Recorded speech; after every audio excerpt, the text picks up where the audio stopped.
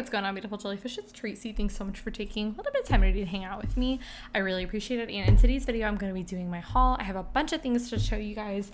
I've been having this stuff. I don't know when you guys are going to see it, but I think I've been having everything in since January. So it's been accumulating. We've got some cool, beautiful things to show y'all. So first off, let's start with Tassiger. And I know you might be thinking, Tracy, Tassiger is fully foiled. Well, here's the thing, is for a really long time, I thought that Skull Clamp didn't come in foil, and it did. I just didn't like the art. And then the Fallout set came out, and this is actually my favorite Skull Clamp art. I actually need, I think, at least 2 more of these for my different commander decks. But obviously Tassiger had first priority about where to put this card. Yeah, very exciting to have this card in here. This is a great, great card. So I got that.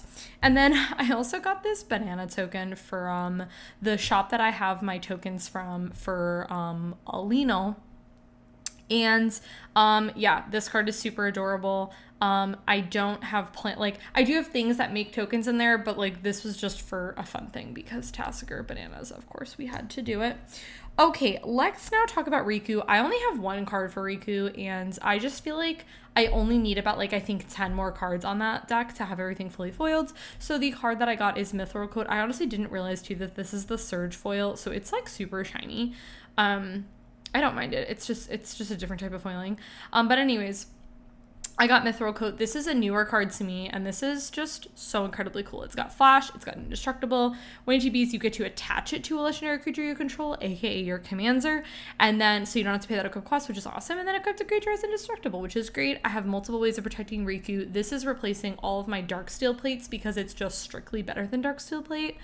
Awesome card. I need so many of these. Like literally, guys, I need so many.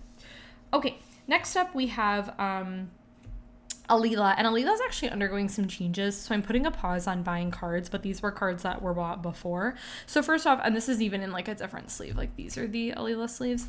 This is in a different sleeve, but this was a gift that Paul got for me, which was Fairy Slumber Party. I was kind of just looking for like different types of cards that I could put in this deck. I'm going to make this my artifact deck too. I'm really excited about it. But anyways, this is super funny. Return all creatures to its owner's hand. For each opponent who controlled a creature this way, create 2 fairies with flying, and they can block only creatures with flying. So for each opponent who controlled a creature this way, you get to put 2 fairies. So you can put multiple fairies on there, which is really cool. And then I got the other Alila. I don't know why I was holding out so long to get this, but I picked her up. When you cast your first spell during each opponent's turn, you get a 1/1 fairy, but whenever one of our fairies you control does combat damage to a player, you get to goad target creature, which is cool. It's also interesting to see goad in these colors, but I thought this was really fun. So anyways, really excited about that. And I finally got myself the beautiful Ristic Study, which is just absolutely stunning. This is so great. This was one of my Card Kingdom orders, and it's just absolutely, this is the Enchanting Tales foil, very expensive, but it was so worth it. I love this so much. And I really need to fix up Alila so that I can play with this because I'm really excited. So, okay, that is it for that. Next up, let's do Grand Arbiter. I have 3 cards for Grand Arbiter. Grand Arbiter is a deck that I don't play like all of the time, so I don't always like get cards for it. I think a lot of the cards that I need are expensive. The first card I got is Time Wipe. This is the Planeswalker Weekend. Yeah, Planeswalker Weekend foil, which is really awesome. I like that you get to bounce a creature you control, so most likely your commander. And then you get to destroy all other creatures, so you get to protect your commander, which is really cool. I like this board wipe. I don't run a ton of creatures in Grand Arbiter, so board wipes like this are pretty one-sided. And then I'll show these cards together because there's a really fun combo with them. I always feel like when I say combo, I always think like people think I mean infinite combo, and I was like, maybe just a synergy is like actually a better way to say it. Okay, so we have Narset Parter Avails with Windfall. So Narset Parter Avails says each opponent can't draw more than 1 card each turn. By the way, this card against me is super good.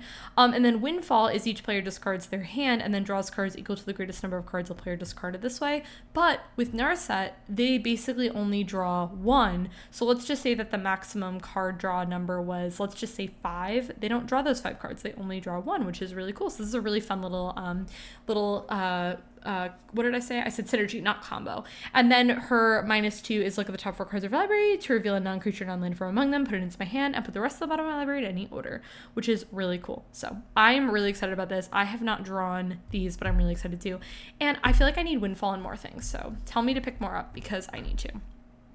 It's really cool. Also, this is a really good price right now. This is the 30th anniversary edition, and I think it was like $3-4 for the foil, which is really exciting. So, okay, that is everything for that. Let's talk about Mugus. So Mugus got all of the swamps foil for the deck. These are the swamps that I chose from Commander. Guys, Legends, Masters, who the heck knows?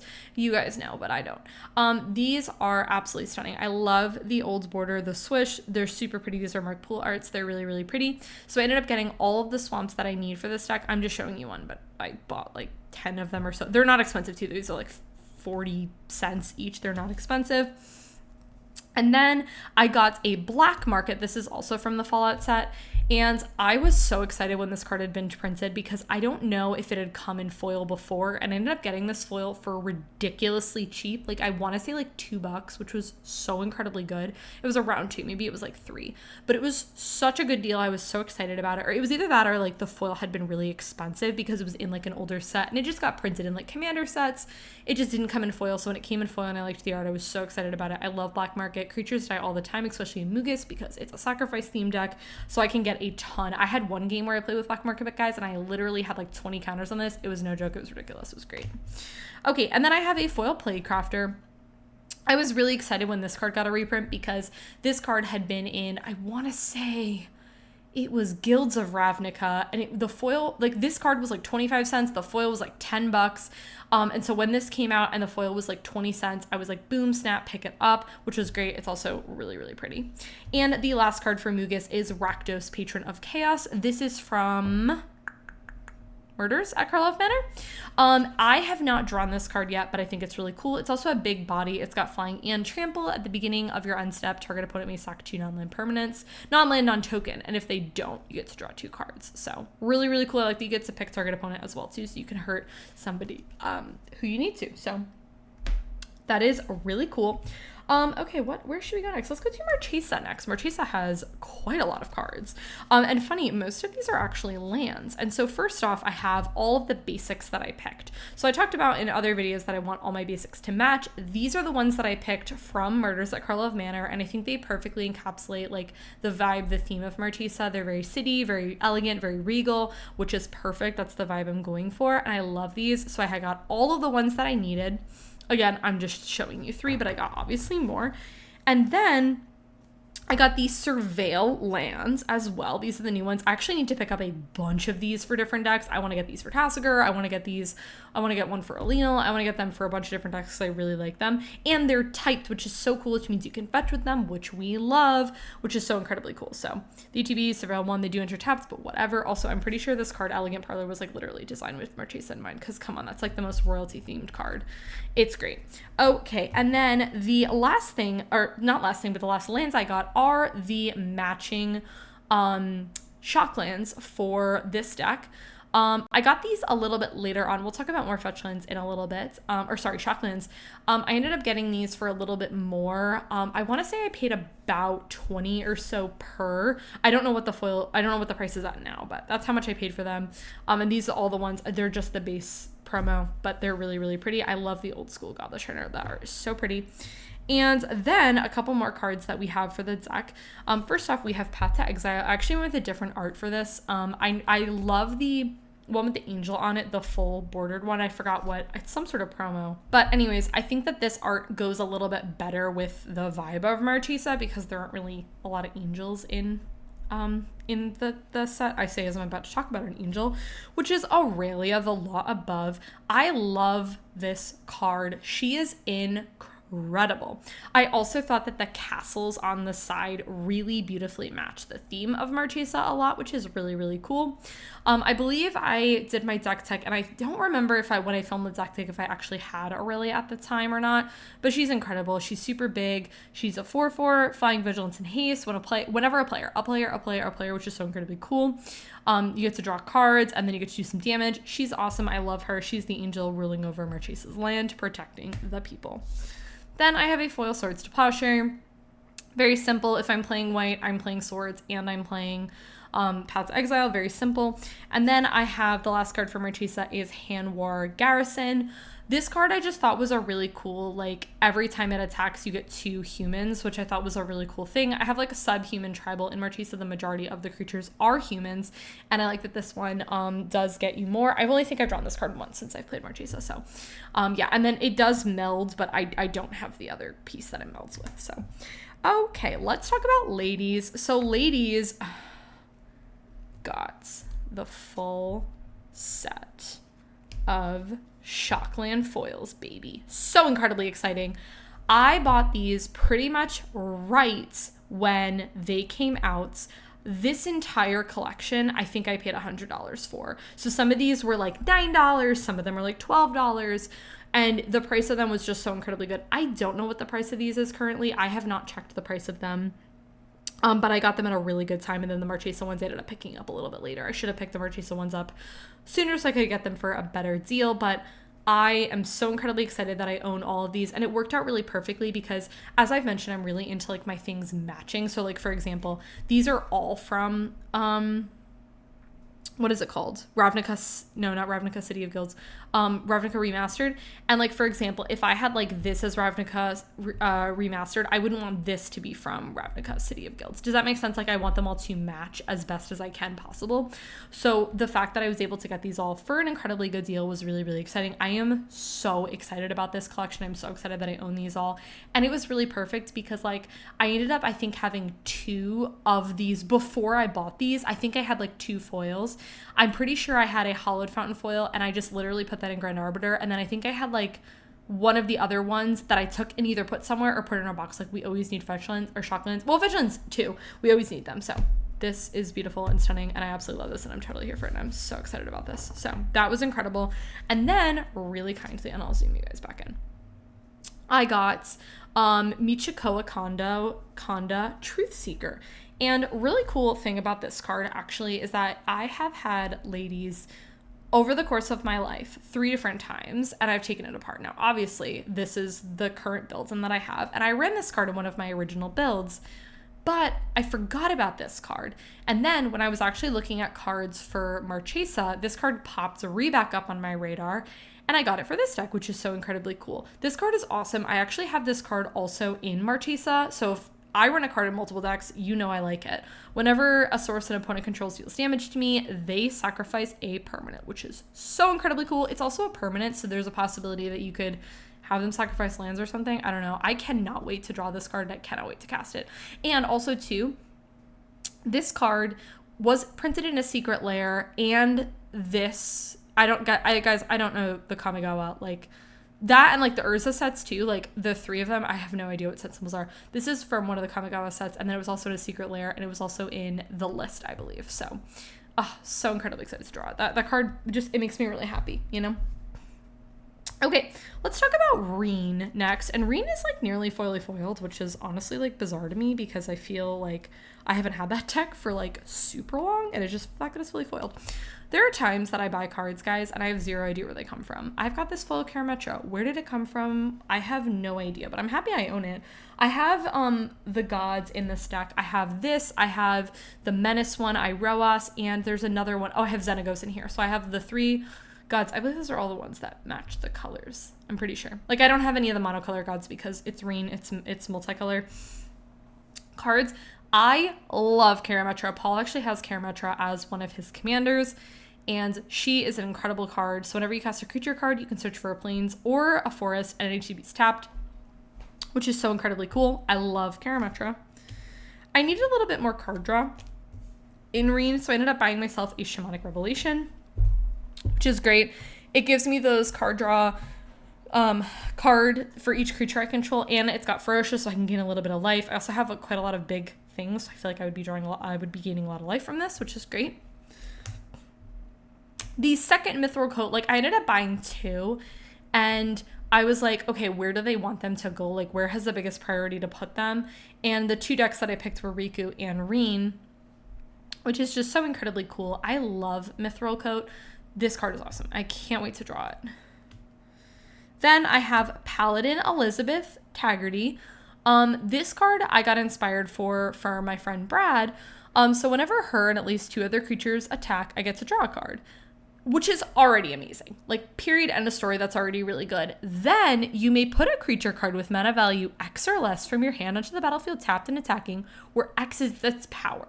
Now, its power is 3. I don't have a ton of things that I could put on there with 3, but I have so many buffs. And with Reen, if I just have her, it's 4. So I have all my stuff. I don't think I have like anything at 1, but I have like 2, 3, 4. And then that's only considering if I have Reen. If I have other buffs, I can put something onto the battlefield tapped and attacking, which is so ridiculous. I love this card.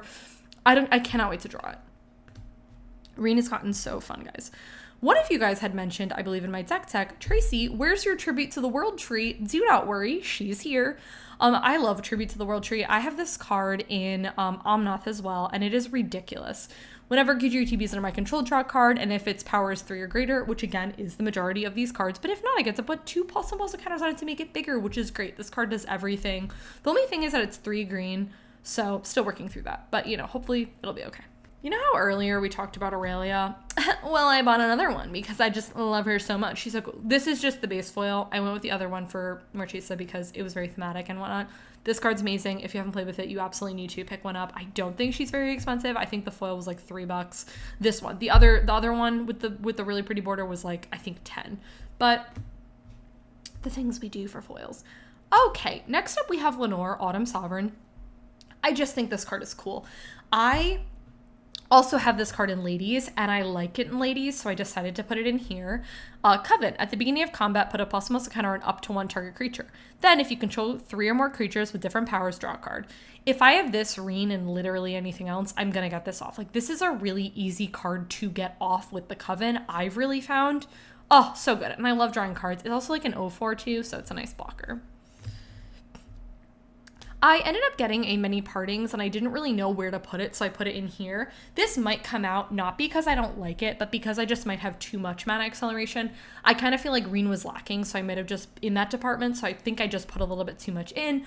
You treat it for a basic, you put it into your hand, then you create a food. It does a lot for 1 mana, which I thought was really strong, so good card. And the last card for Reen is this card called Talon Jackal. Wow, this card's awesome. Trample Haste, love it. When it deals combat damage to a player, search your library for a basic and put it on the battlefield, tap, then shuffle. This card just does so many different things. Really, really good. I cannot wait to draw it. I think the only foiling of this card is the super shiny. The Surge foil? Is that what it's called? I don't know. It comes up real crazy on camera. Wow. That's fun. Okay, next up we have is AC, and AC got a bunch of new things. Y'all been asking for a deck tech about this updated. It's either going to happen later in the year, potentially, or it's going to happen next year, beginning, because I've actually undergone quite a bit of changes for this deck, and you guys will see this right now. So the first card is a card I have not drawn yet, but I got inspired by my friend Alejandro, and he actually has this card as a commander, and I said, oh my gosh, I was looking for new creatures to put in this deck. Let me put Bonnie Pale in. Bonnie Pale, Clear Cutter. Reach. 6/5, big thing. When EDTBs create a bow, a legendary blue ox. I love that. Creature token. With this creature power buffs are equal to the number of lands you control. I mean, come on, guys. It's lands matter in EC. Whenever you attack, draw a card, then put a land from your hand into the graveyard into the battlefield. Oh my gosh, this seems absolutely ridiculous with AC. I think I ended up asking Alejandro if he had AC in his deck because I feel like these cards are like long lost cousins. They're so good. They synergize so well with each other. Guys, I cannot wait to draw this card. I'm so excited. And I also think that I'm going to buy this token because it just seems cute and it's an ox. Then I got a foil Hydroid Crisis. This card is so, like, as soon as this card came out and was spoiled, I was like, I absolutely need this card, and I got it. I have this in Tassiger, and I have it in here too. It's a big thing. I gain life, I draw cards, it's flying, it's trample. It's one of my bigger things in the deck, and I kind of need a little bit more power. And I don't actually think before I bought this that I actually had it in the deck. Like, I think I took something out to put this in, so. Oh, it's a jellyfish. Come on, guys. Next up I have is Arboreal Grazer. Koji and I were talking about this card in our Ravnica remastered video, and this card, like was similar to like that Playcrafter story where like the foil had just been really expensive. It was like a $10-12 foil for like this card being like 20 cents. So the fact that this foil came out and I got it for 30 cents is a great day for me. And it's cute. It's also got a reacher. It's got reach, and you get to put a land onto Buffet Tap. It's great. It does everything I want it to. So I don't remember if I bought this card, traded for this card, had this card, guys. I don't know the story. I'm just playing around with this card right now. Eureka moment. It does a lot of different things, but I don't know if it's too CMC heavy. It's draw 2 cards and you can put a land from your hand into the battlefield. I feel like it does everything we want it to. Might be on the chopping block at some point because I want it to be a land, or I want it to be another creature. Because like I said, I'm trying to make AC more creature heavy. So I have Reclamation Sage on the list. I don't know if I just didn't have this card on there. I'm feeling really confused about it because I run Rec Sage and everything. I'm not sure. Maybe if I didn't have this art, maybe I had like the regular art and I just really like this one. I'm not really too sure what happens, but Rec Sage is great. If I'm playing green, I'm playing it. Great card. Then I got the Prime Speaker Zagana foil. I was really excited again when this card had gotten reprinted in the set because always had been a really expensive foil. It was in Return to Ravnica, I believe. And it had always just been a little bit it was Gate Crash. And it was always just a little bit of an expensive card or expensive foil, let me just say. And I remember because I think I had it when I had Merfolk a long time ago and I wanted the foil and it was like $12 for the foil. And this is a card, I mean, I have this in, let's see, I have this in here and I have it somewhere else too. I believe it's Ladies. And I honestly think, guys, if I don't have it in Tasigur, maybe I should re-put it in Tasigur. Tasigur, I want to actually change a little bit. I want to get a couple of cards for the deck just to make it a little bit more creature heavy and to have some of those big creatures. Also, Prime Speaker, we're gonna like recurring in Tasigur also seems really ridiculous. Anyways, I'm going to put this card aside so that I remember to buy one for Tasigur because she's really great. Buy a foil one because anyways, this card, again, the foil had always been expensive, but I got this foil for like 40 cents, which is the best thing ever. Love it. Great card. And the last card I got is a card that I have not drawn, but Alejandro also had this in his deck, and I saw the power of Coma, Cosmos Serpent. This is a pretty expensive card. I think I got this for like $17, $18. Haven't drawn it, but I'm excited to because I saw the power of it in Alejandro's deck and I was like, I need this. It can't be countered. That's ridiculous. At the beginning of each upkeep, you get a 3 Serpent. And then I get to sack another Serpent to either tap target permanent and the activated abilities can't be activated, or it gains indestructible. So someone goes to remove it and I can make it indestructible. That seems wild. And then if I don't want to do either of those things, I can just swing with my 3/3s. I cannot wait to draw this card. It seems ridiculous. Okay, now we have 2 more decks. Okay, guys, truly, if you're not sitting down, you should. Because guess what? Omnath is fully foiled. Very exciting. Let's talk about the cards. The first card is You Happen Upon a Glade. Very simple card. I get to either tutor for up to 2 basics, which is probably what's going to happen, or I can return target permanent from a graveyard to my hand. I love the flexibility of this card. And it's instant speed, which is great. Okay, the next card I got is Rising of the Day, which truly, I think at the point that I'm at, I'm going to own 4 copies of this card. That's how much I love it. I replaced this with Fires of Yavimaya. I like that it gives my legendary creatures a little bit of that buff. So, great card. Then I got the Judge Promo Parallelize, which is so pretty, guys. This is just such a pretty foil. I really like it. I got this in a Card Kingdom order.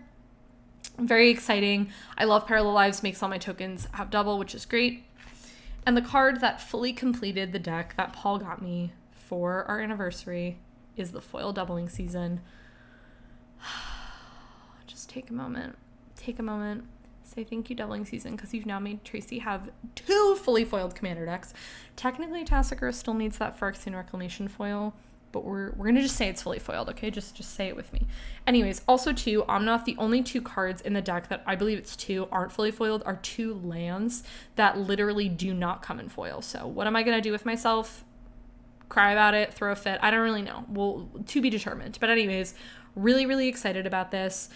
It's a cool, I took the non-foil. I actually thought, and the reason why I wanted this so much and it was so high priority for me, well, I didn't even realize at the time that I was so close to being fully foiled. Like, I didn't realize, guys, I like time, like, I was literally this card. That was all I needed. I thought it was more, but was because I wanted to take the non-foil and put it in a Lino, but I actually already have that. So I don't know how I acquired that extra doubling season in my life. But anyways, now we have a spare one that's in our box because I feel like I'd use doubling season in something, you know what I mean? So anyways, so happy to own it. And the last deck is Angels. Now, Angels only needs 3 more cards to be foiled, which is very exciting. So let's talk about it. So guys, I don't know where I was, but this card got a reprint in Ixalan, Rivals of Ixalan. I think that's what it is. No, is that Rivals of Ixalan? I don't know. Anyways, guys, so basically, kind of long story with this card is basically I had been looking at cards, I guess, one day to put in Angels, and this card popped on my radar, and I was like, oh my god, Paul has a non-foil in his binder. This was before this card got reprinted. It was like $30, guys, non-foil. Then it got a reprint, and then one day I was looking at cards when I was ordering cards from TCG Player, and, you know, sometimes the sellers are like, if you buy, it's like $5 or something and you get free shipping. I ended up finding this card on there. It was like $4 for the foil or something like that. And I was like, oh, sweet, I'll get free shipping. But it was really exciting because I just wanted to own it. I don't know how much the foil is. Like, it might have been more, I could have gotten it cheaper maybe from somewhere else, but like with shipping, you know what I'm saying? But anyways, I really like this art too. The other art is really pretty as well, but I like the clouds and stuff in the background. I just think it's really, really pretty. You know what's funny is I've had this card in Angels for a second, and I don't think I've ever drawn it, which is honestly pretty bizarre to me. But anyways, it's here and I have it and I can't wait to draw it. Okay, the next card I got is Angel of Finality, which as soon as this card, I saw it was in Secret Lair and it was 70 cents for the foil, I snatched it up. I was so incredibly excited that this card got printed in a Secret Lair, which is so incredibly cool because before then it didn't come in foil. It was only in Commander products, so great. Oh, look at that, just like subtle foiling like around her, like is that her neckline or her necklace? Oh, so pretty, guys. Love it. Okay. The next card is Archaeomancer's Map, which was one of the cards I took out like a mana rock, I think, for no. Sorry. I took out a card that doesn't come in foil. And it's the Starnheim Aspirant card that Angels costs 2 less. And my thought process behind that with like taking out this for that is one, that card doesn't exist in foil, so I'm one step closer. That was part of it, but the other part was like I thought like something like this because it gets me 2 basics, which is really great.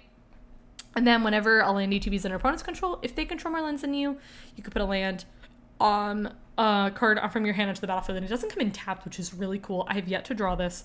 Very exciting. My friend Brad really does not like my Avacyn deck. Like, it is my ultimate I'm a Menace deck. It's definitely my most powerful, so I do not play Angels all the time, but I'm kind of due for it because I haven't played it in a while.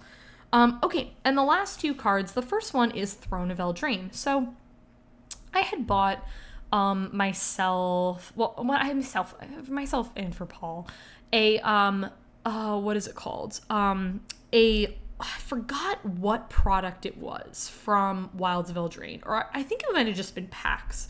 There's this local card store that we've been going to that they don't, the reason that I go to my local game store and really like it is that it's, you buy like snacks and stuff to support the business, but this store doesn't really have that.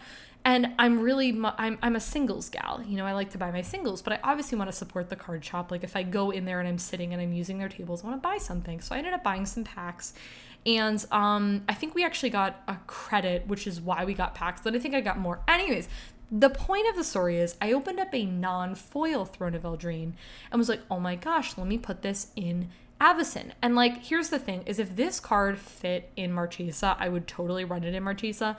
The problem is it's a little bit too finicky. So I was thinking to myself, well, let me run it in Angels. It's monocolored. I have yet to draw this. I just got this. Like, this is like very, very fresh that I just bought it, but I'm so incredibly excited about it. Each EV is choose color, obviously choosing white. I can add 4 mana of the chosen color to cast monocolored spells. I mean, that's the entire, like, monocolored spells, that's the deck.